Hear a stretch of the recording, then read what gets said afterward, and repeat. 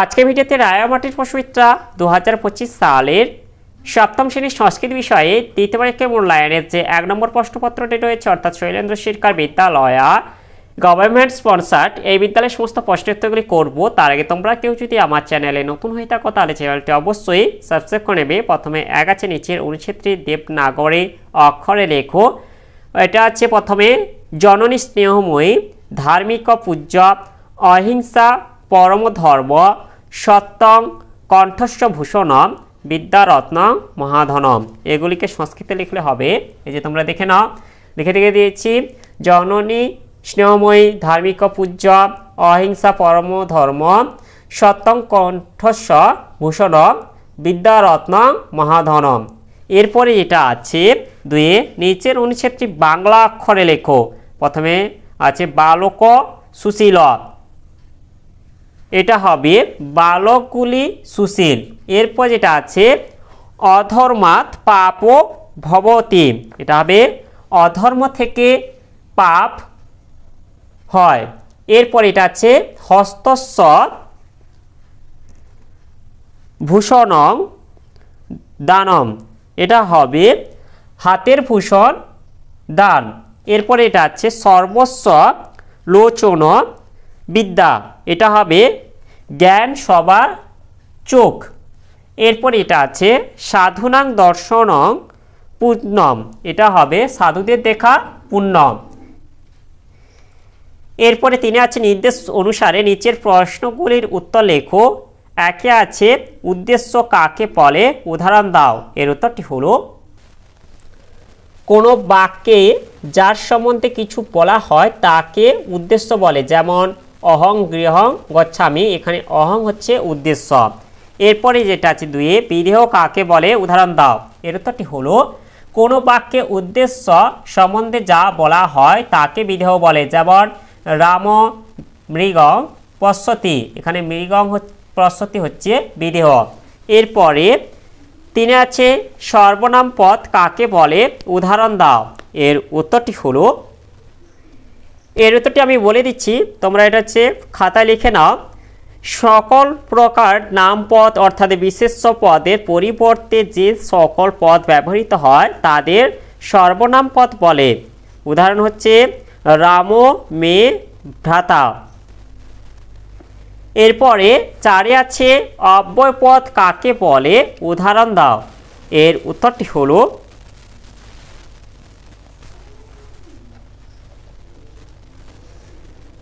যে পদের লিঙ্গ বচন বা বিভক্তির কোনরূপ পরিবর্তন হয় না তাকে বলে অব্যয় পদ।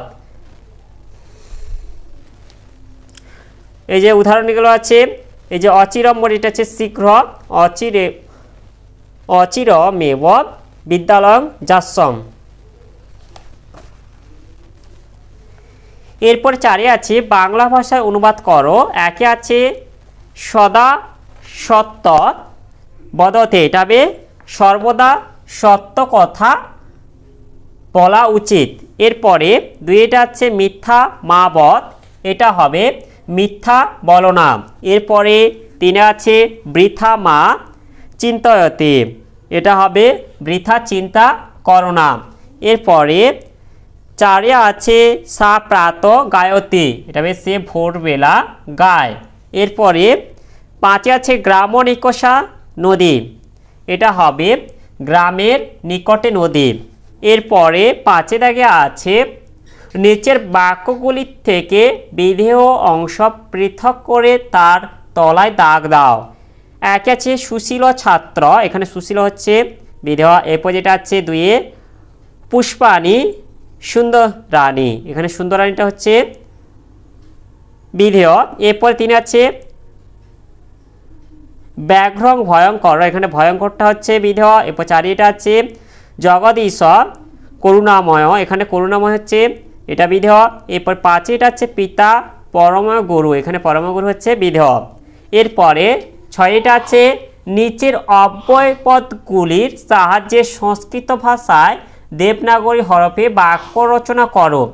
একে আছে নিকষা, নিকষা দিয়ে বাক্য রচনা করলে হবে গ্রামং নিকষা নদী।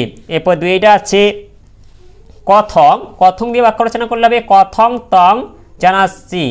এরপরে 3 আছে দিবা, দিবা দিয়ে বাক্য রচনা করলে হবে বয়ং দিবা বিদ্যালয়ং গচ্ছাম। এরপরে আছে কুত্র, কুত্র দিয়ে বাক্য রচনা করলে হবে কুত্রতে নিবাস।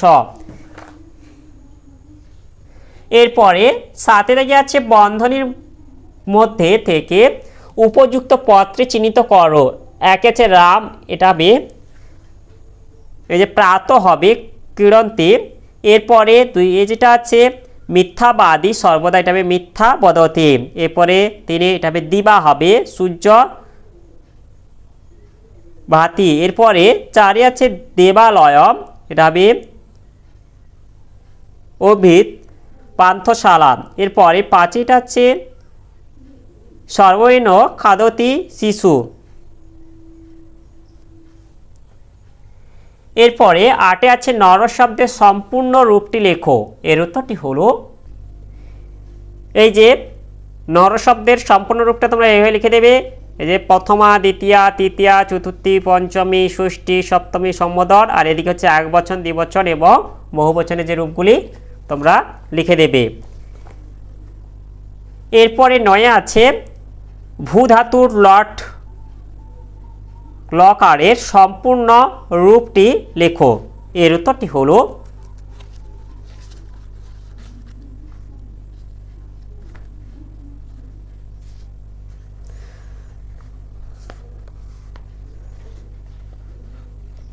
এই যে ভূ ধাতু, এর হচ্ছে লট, এর সম্পূর্ণ রূপটি একবচন, দ্বিবচন, বহুবচন। আর এখানে হচ্ছে প্রথম পুরুষ, মধ্যম পুরুষ আর হচ্ছে উত্তম পুরুষের এটা তোমরা লিখে দেবে।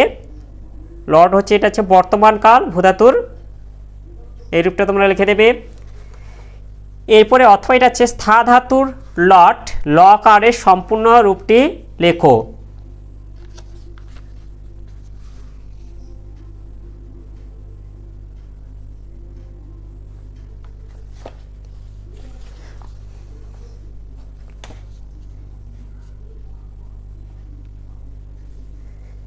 এই যে স্থা ধাতু তার লট হচ্ছে যেটা মানে বর্তমান কাল, এর সম্পূর্ণ রূপটা তোমরা এইভাবে লিখে দেবে। এই যে একবচন, দ্বিবচন, বহুবচন, এদিকে হচ্ছে প্রথম পুরুষ, মধ্যম পুরুষ এবং উত্তম পুরুষের সম্পূর্ণ যে অংশটি তোমরা এইভাবে লিখে দেবে।